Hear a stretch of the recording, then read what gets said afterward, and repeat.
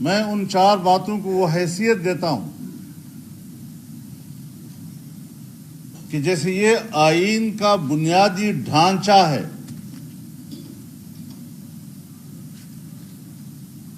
اگر آئین کے ان 4 ستونوں میں سے ایک ستون بھی گرتا ہے تو آئین کی پوری عمارت گر جاتی ہے۔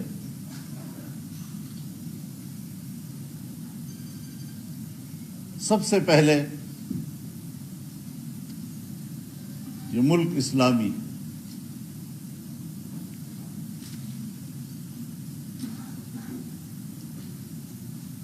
اسلام پاکستان کا مملکتی مذہب تسلیم کیا گیا ہے آئین کے اندر، اور قرآن و سنت کی بنیاد پر قانون سازی کو لازم قرار دیا گیا ہے۔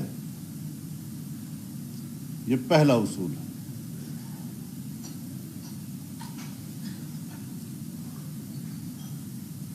دوسرا اصول، آئین کی روح سے جمہوریت ہے۔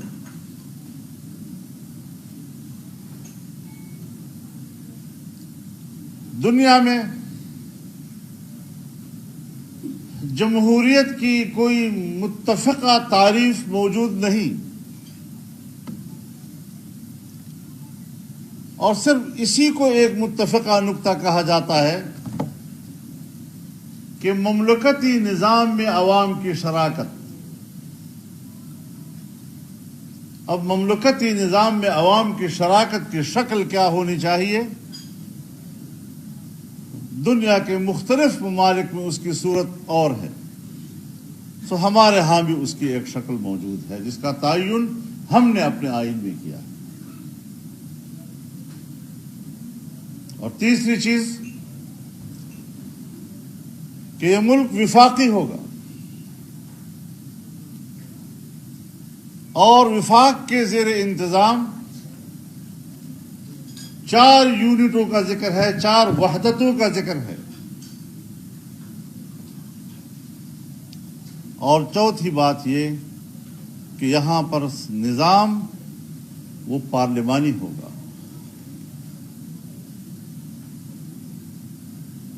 پارلیمنٹ بالاتر ہوگی، آئین سازی ہو یا قانون سازی،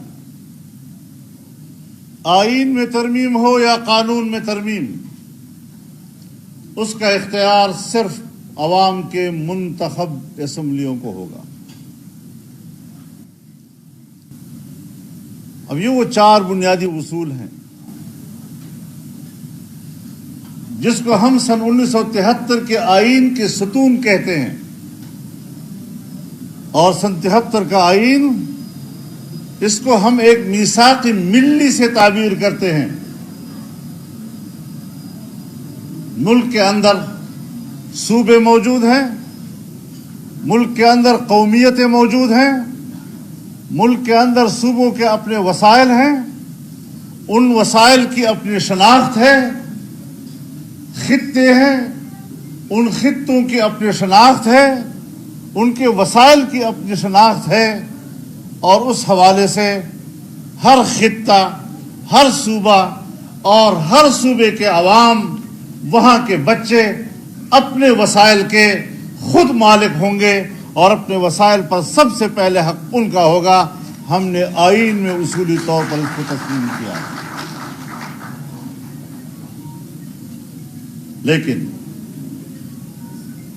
ان 4 میں سے عملی طور پر کچھ بھی نہیں۔ ہم حکومتوں میں آ جاتے ہیں، اسمبلیاں بھی بن جاتی ہیں، ہم وزیر اعظم بھی بن جاتے ہیں، وزیر اعلیٰ بھی بن جاتے ہیں، لیکن میں ایک سوال جو پی ڈی ایم کے اجلاسوں میں بھی کرتا رہا ہوں، اور میرے اکابرین اس کے گواہ ہیں، اور میں ان سے سوال کرتا رہا ہوں کہ کم از کم میں ذاتی طور پر جنرل ضیاء الحق کے مارشل لا سے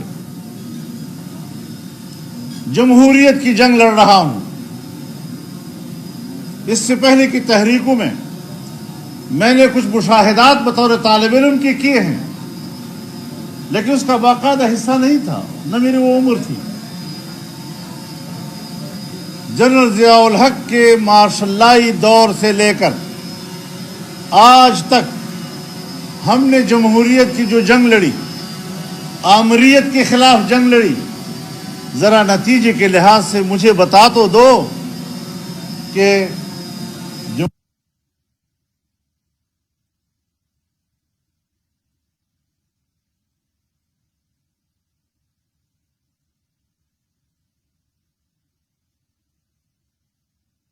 چلی گئی ہے، اور اس کی کمزوری کی وجہ یہ ہے کہ ہم سیاستدان وہ مفاد پرست بھی بن جاتے ہیں، موقع پرست بھی بن جاتے ہیں، اور اپنی وقتی ضرورتوں کو اتنا اہم سمجھتے ہیں کہ ملک کے آئین کو بھی قربان کرتے ہیں اور ملک کی جمہوریت کو بھی قربان کرتے ہیں۔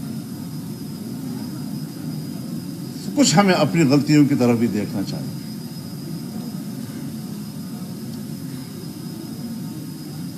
صرف کسی کو مورد الزام ٹھہرانا دنیا کی سیاسیات میں جبر کا ایک مستقل پہلو ہے۔ دنیا میں جبر کی بنیاد پر حکومتیں بھی قائم ہوتی ہیں اور جبر کی بنیاد پر حکومتیں چلتی بھی ہیں،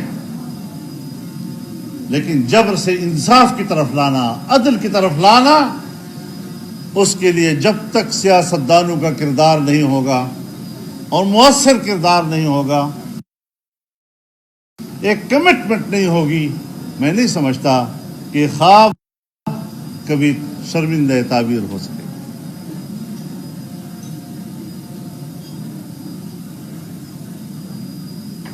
ریاست کو دو چیزوں کی ضرورت ہے، ایک امن اور ایک خوشحال معیشت۔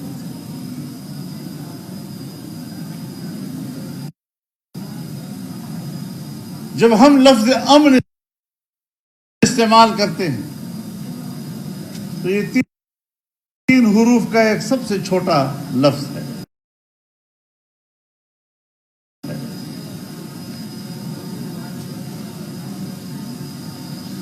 لیکن یہ لفظ امن یہ تمام تر انسانی حقوق کو محیط ہے، تمام انسانی حقوق کا احاطہ کرتا ہے، اور تمام انسانی حقوق تین چیزوں کے گرد گھومتی ہیں: انسان کی جان، انسان کا مال، انسان کی عزت و آبرو۔ دنیا جہان میں قانون بنتے ہیں ان تین شعبوں میں حقوق کے تحفظ کے لیے۔ تو حقدار کو حق دینا، اور اگر اس کی حق تلفی ہو تو اس کی تلافی کرنا، اس مقصد کے لیے قانون بنائے جاتے ہیں، آئین بنائے جاتے ہیں۔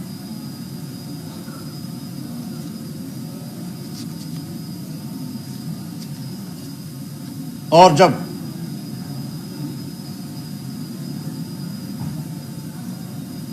ہم بغاوت کرتے ہیں،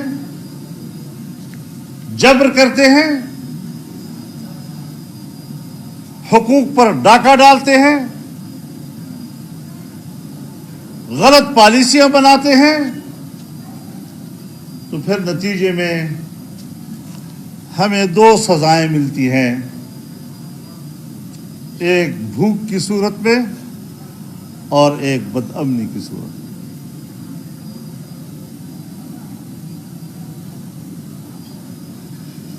انسانی تاریخ میں حضرت ابراہیم علیہ السلام کو امامت کبریٰ عطا کی گئی۔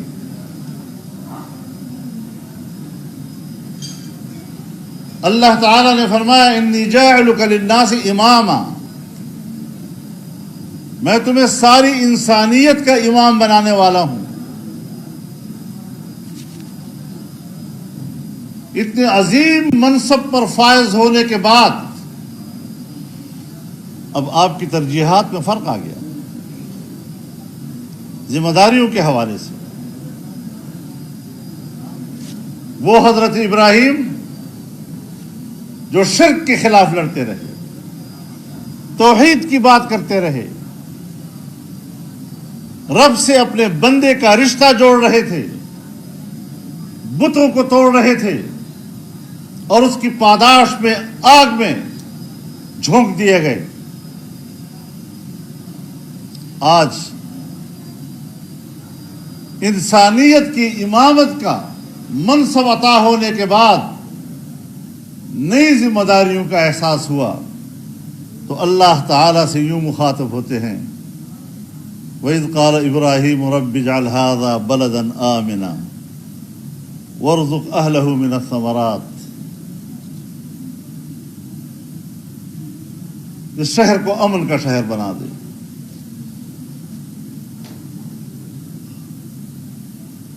اور ان کو پھل فروٹ نصیب فرما، خوشحال معیشت نصیب فرما۔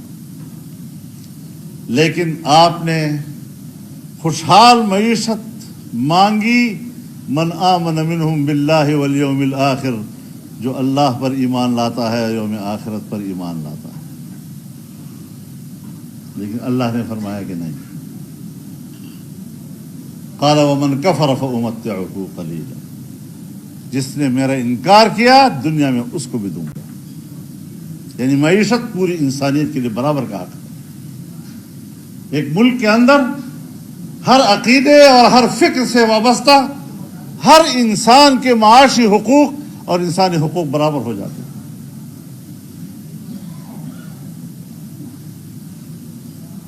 اب یہ حقوق کہاں ہیں؟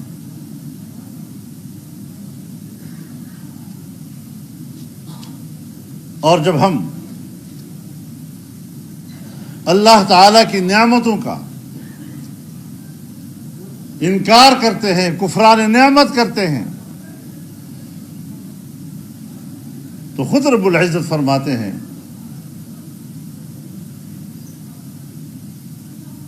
ضرب اللہ مثلا قریۃ کانت آمنۃ مطمئنۃ یأتیہا رزقها رغدا من کل مکان فکفرت بانعم اللہ فاذاقها اللہ لباس الجوع والخوف بما كانوا یصنعون۔ ایک آبادی کی اللہ مثال دیتے ہیں کہ وہ آبادی جہاں امن بھی تھا اور جہاں اطمینان بھی تھا، سکون کی زندگی گزر رہی تھی، ہر طرف امن و امان تھا، لیکن اس امن اور اطمینان کی علت کیا تھی؟ یأتیہا رزقها رغدا من کل مکان، ہر طرف سے رزق وہاں کھچ کھچ کے آ رہا تھا، خوشحال معیشت۔ لیکن انسان نے جب اس کا انکار کیا اللہ کی نعمتوں کا، تو پھر اللہ نے اس کو بھوک اور بدامنی کا مزہ چکھا دیا۔ تکوینی طور پر ہمیں ذرا صورتحال کا جائزہ لینا چاہیے۔ آج ہم کہاں کھڑے ہیں؟ کس مقام پر ہم کھڑے ہیں؟ خوف کے ہر طرف سائے منڈلا رہے ہیں، انسانی زندگی خطرے میں ہے، سمجھ میں نہیں آ رہا کہ اس کا حل کیا ہونا چاہیے۔ معیشت ڈوب چکی ہے ہماری، کس نے ڈوبی؟ کیوں ہم آج یہاں تک پہنچے کہ اب ہم سے اپنا ملک نہیں سنبھالا جا رہا؟ اور ہم تو انسان ہیں، ہم نے تو اپنے عقل اور تدبیر کی بنیاد پر نظام کی بہتری کے لیے حکمت عملی بنانی ہے، پالیسیاں بنانی ہیں، اوپر سے قدرتی آفت آ جائے تو کیا کر سکتے ہیں ہم؟ سیلاب کی تباہ کاریاں آ گئی، زلزلے کی تباہ کاریاں آئی ہیں، اور پوری دنیا مل کر بھی نہ اس کا راستہ روکنے کی طاقت رکھتی ہے، نہ اس کی تلافی کرنے کی طاقت رکھتی ہے۔ جتنی مدد آپ کر سکے ان کی، وہ آٹے میں نمک کے برابر۔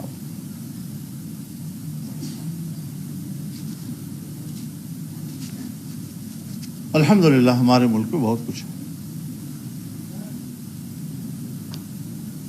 زمین کے اوپر بھی اللہ کی نعمتیں ہیں، زمین کے اندر بھی اللہ کی نعمتیں ہیں،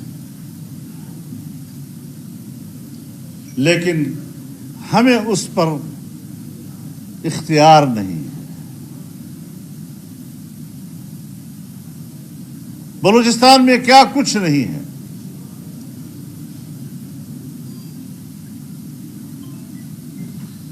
شاید سونے چاندے اور تانبے کی اتنی کانیں کہیں اور ہو جو بلوچستان میں اس وقت موجود ہیں. کوئلہ کی کانیں ہیں.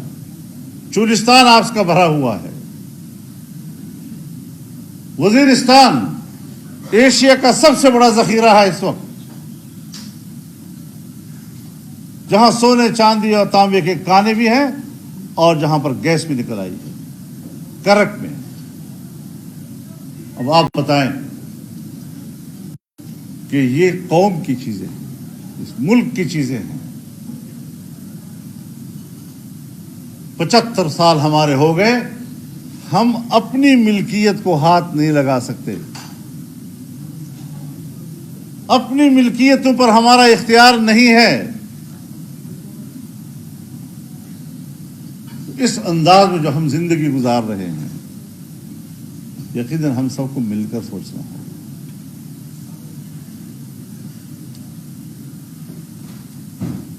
میں تو اس کے حق میں ہوں, میری بھی پارٹی ہے, ہم بھی چاہتے ہیں کہ ہم زیادہ سے زیادہ حصہ لیں.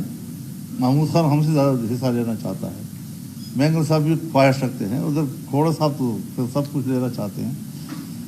لیکن یہ خواہشات ہمیں چھوڑنی پڑیں گی.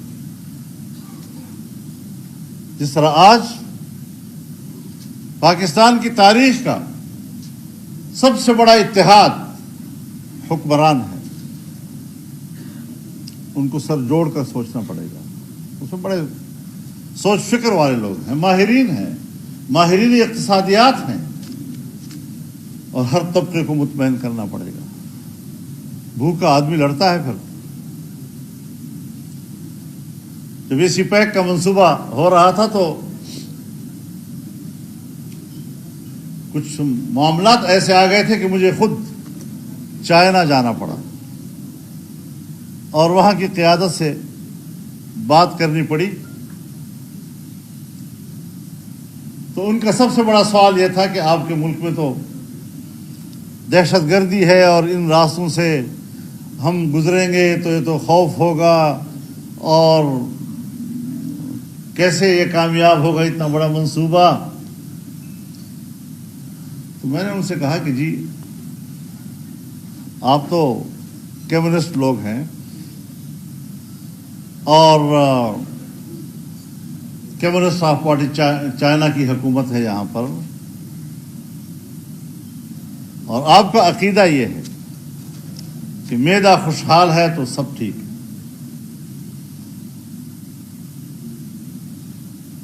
معدے کی اصلاح ہو جائے پورا جسم جو ہے وہ ٹھیک رہتا ہے.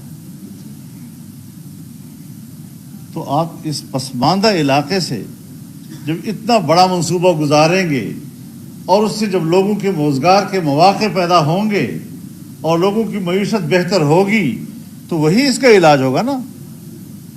تو ہم تو آپ کے پاس اسی چیز کا علاج کرنے کے لیے آئے ہیں. لیکن مشکل یہ ہے کہ پچھلے 3-3.5 سالوں میں ہم نے اس کو فریز کر دیا, اور امریکہ بہادر اس کی خارجہ پالیسی کا اس خطے میں, اس علاقے میں اس کی پالیسی کا محور بن گیا کہ اگر سی پیک کا کوئی حامی ہے تو وہ امریکہ کا مخالف, اور اگر سی پیک کا مخالف ہے تو وہ امریکہ کا دوست. سو پچھلی حکومت نے اس کو فریز کر کے امریکہ کے ساتھ غلامی کی کمٹمنٹ کی. آج ہم پھر اس کو شروع کر رہے ہیں, اثر نو شروع کر رہے ہیں. خارجہ پالیسی کبھی بھی جامد نہیں ہوا کرتی, اور خارجہ پالیسی کبھی بھی کسی جامد اصول کی بنیاد پر تشکیل نہیں دی جاتی. خارجہ پالیسی ہمیشہ اپنے ملک اور وطن کے مفادات کی گرد گھومتی ہے.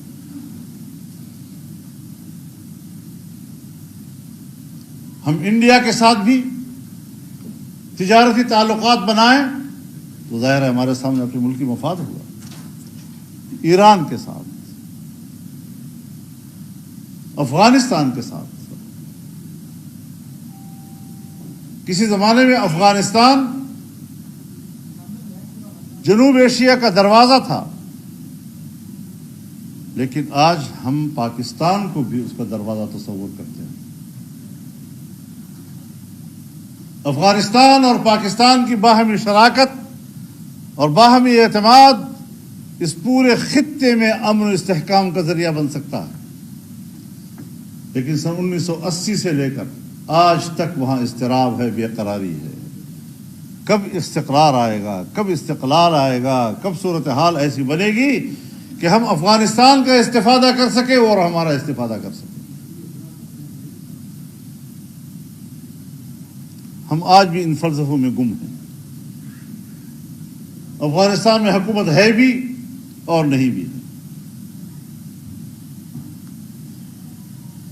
ایک پڑوسی ہونے کے ناطے افغانستان سے جو ضرورتیں میری وابستہ ہیں اس کا امریکہ کو ادراک ہی نہیں ہے، شاید کسی اور کو بھی نہ ہو۔ ایران میرا پڑوسی ہے، پڑوس ممالک کے آپس میں 100 مشترکات ہوتی ہیں، ان پر بھی نظر رکھنی پڑتی ہے۔ ایک دو تنازع بھی ہوتے ہیں، لیکن اس کے لیے دونوں ملکوں کے بیچ میں کچھ پروٹوکولز ہوتے ہیں۔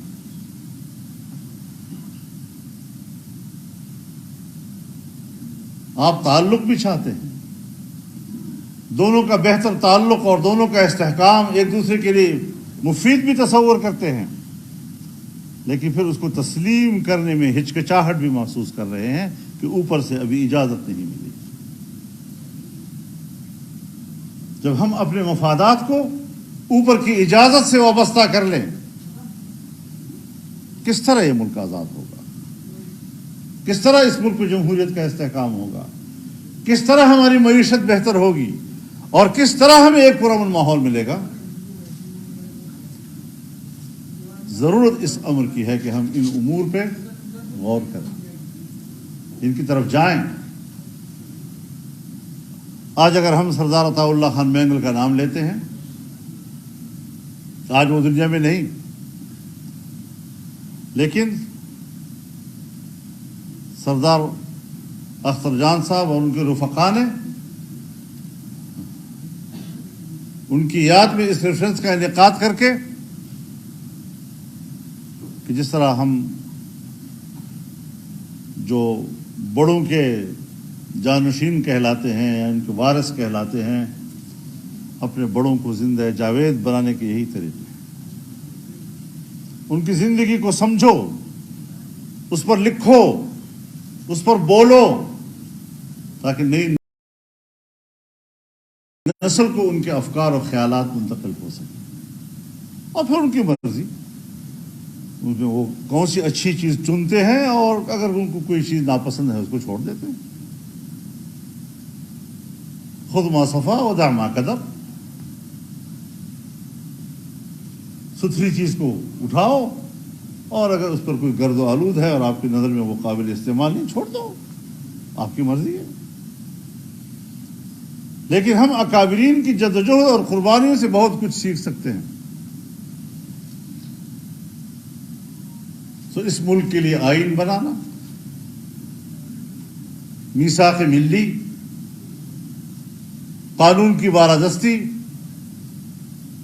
آئین پر عمل درآمد، اللہ کے دیے ہوئے نظام کی پیروی، ایک جمہوری ماحول اور نظام مملکت میں عوام کی شراکت اور اس کے پیرامیٹرز، یہ سب چیزیں اس کو ہم بہتر طور پر استعمال کرنے کی پوزیشن میں آ سکتے ہیں، بشرطے کہ ہم ایک دوسرے کو سننے کے لیے تو تیار ہوں۔ جس وقت میں آپ کو سننے کے لیے آمادہ ہو جاؤں اور آپ مجھے سننے کے لیے آمادہ ہو جائیں، تو ہم ضرور اپنے مشترکات کا تعین کرنا ہے اور اپنے ملک کو آئین کی روشنی میں سمجھنا ہے۔ اگر ہم آئین کی روشنی میں اپنے ملک کو نہیں سمجھیں گے تو پھر چینا جھپٹی ہوگی، پھر ہم ایک دوسرے کے حقوق کا خیال نہیں رکھ سکیں گے۔ تو ہماری یہی درخواست ہے کہ ہمارے اکابرین کی وہ خدمات جو ہمارے لیے مشعل راہ ہیں، ہم اس کی روشنی میں اپنے نئے مستقبل کو سنواریں، اپنا نیا مستقبل ہم بہتر انداز کے ساتھ تراشیں، اس پر آگے بڑھیں اور نئی نسلوں کو امن و آشتی نصیب کریں اور نئی نسلوں کو خوشحال معیشت اور ایک پرسکون اور اطمینان بخش زندگی، یہ ان کا ہمارے اوپر حق ہے۔ ہمیں سوچنا ہے کہ کوئی ہے جو اپنی اولاد کے بارے میں یہ سوچے کہ ان کی زندگی کرب میں ہو، دشمنیوں میں ہو، خون ریزیوں میں ہو، بھوک میں ہو اور پیاس میں ہو۔ اگر میں اپنے بچوں کے بارے میں نہیں سوچ سکتا تو مجھے پھر قوم کے بچوں کے بارے میں بھی وہی وتیرہ اختیار کرنا ہوگا۔ تو ہم بحیثیت باپ کے ہم اس قوم کے بچوں کے مستقبل کا حق ادا کر سکتے ہیں، ورنہ پھر زبانی باتیں ہیں، پھر ملتے رہیں گے اور بولتے رہیں گے اور اچھی اچھی باتیں کرنا کوئی مشکل بات نہیں ہے۔ اللہ تعالی ہمیں وہ راستہ نصیب فرمائے کہ جس راستے پہ چل کر ہم آنے والی نسلوں کو حفاظت مہیا کر سکیں، خوشحال زندگی مہیا کر سکیں اور پاکستان اور وطن کے لیے ہم استحکام کے راستے ڈھونڈ سکیں۔ وآخر دعوانا ان الحمد للہ رب العالمین۔